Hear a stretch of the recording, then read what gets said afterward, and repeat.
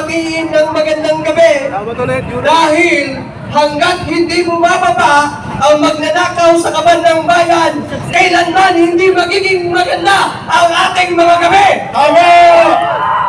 I agree! Mga kababayan, 2 araw kami doon sa Kongreso bago si Tambaloslos bumaba sa kanyang trono. Ayun! Doon ko po kami natulog. Wala kaming pagod sa kakasigaw at kakapanawagan upang si Tambaloslos ay bumaba sa kanyang trono. Tama! Buti na lamang po, sa pangalawang araw pa lamang, kung hindi pa namin pinaghaharang ang mga pumapasok na sasakyan, hindi pa siya lalabas or uupo or alis sa kanyang upuan. Dapat lang yun! Kaya mga kababayan, hindi ko na po isa-isahin ang mga pagnanakaw na ginagawa nila sa kaban ng bayan. Dahil malinaw pa at paliwanag pa sa sikat ng araw ang pinaggagawa nilang katarantaduhan sa atin sa harap-harapan. Ang pagnanakaw sa kaban ng bayan ay para na itong puno na nagugat na sa kailalim-aliman.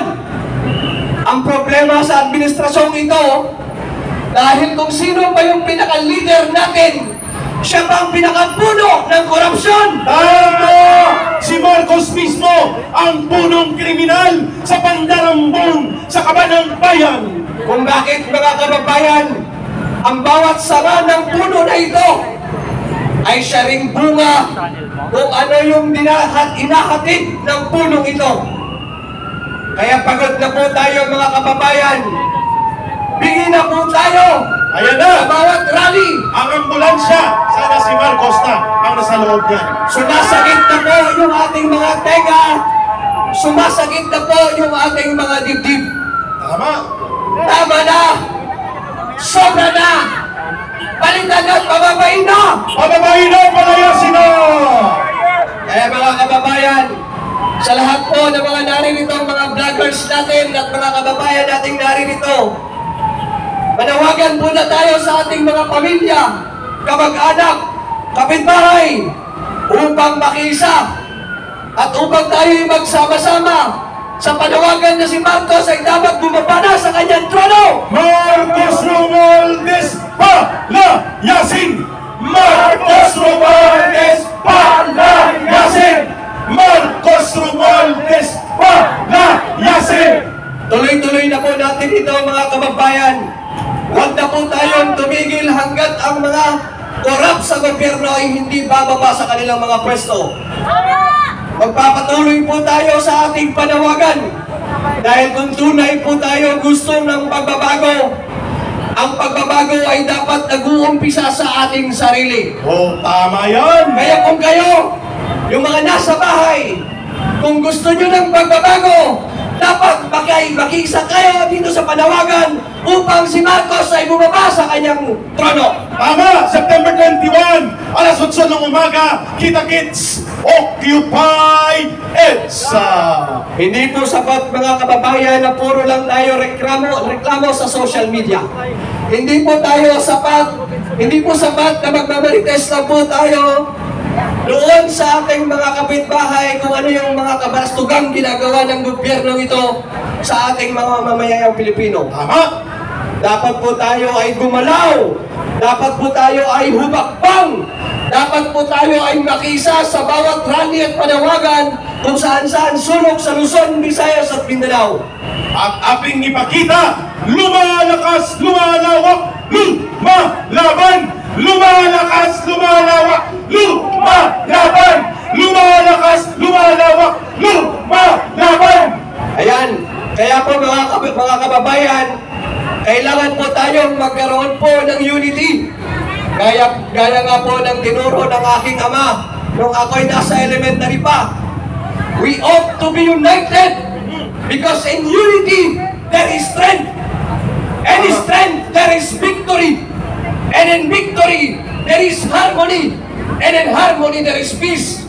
And in peace there is happiness. Agree! Kaya hindi po natin makamtan yon hanggat hindi po natin tayo magsama-sama bilang mamamayang Pilipino na may pagmamahal sa bayan, upang ang mga taong nasa gobyerno ay managot sa kanilang pinaggagawang pagnanakaw sa kaban ng bayan. We agree! Kaya sa ating mga kapulisan, huwag po kayong mag-alala. Kung kayo ay walang boses, kami ang magboses sa inyo! Kami ang magbibigay ng boses ng mga sundalo at pulis!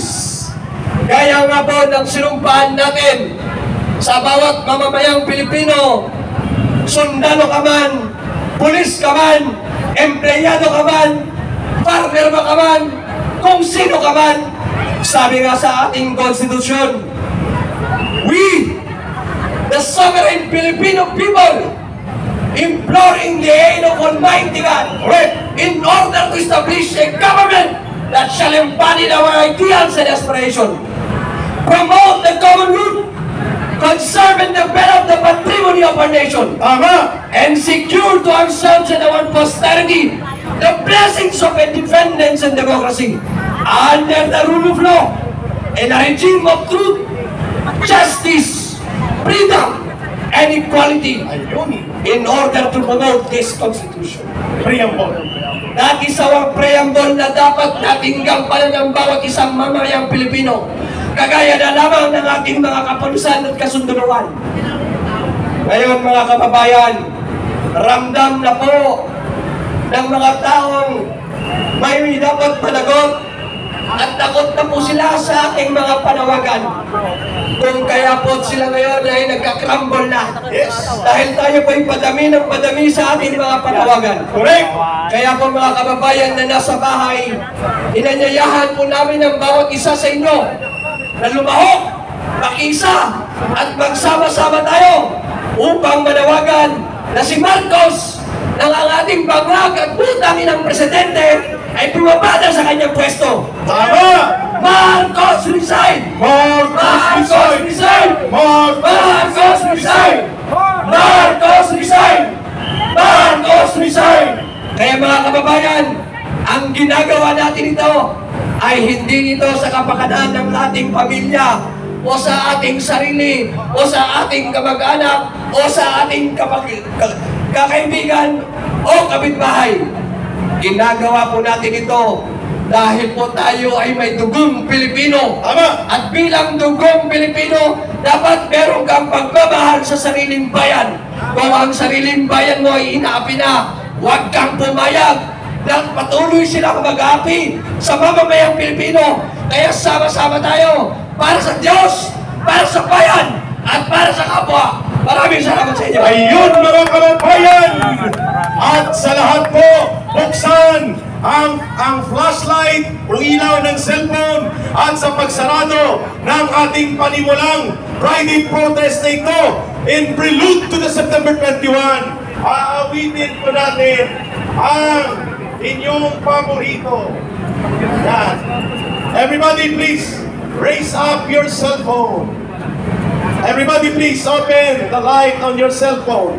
Please. And Duterte Rider supporters, pagkatapos nito, noise barrage, and then we will dismiss ang ating programa. Start tayo! I-shortcut na natin. Kay sarap mabuhay sa sariling bayan.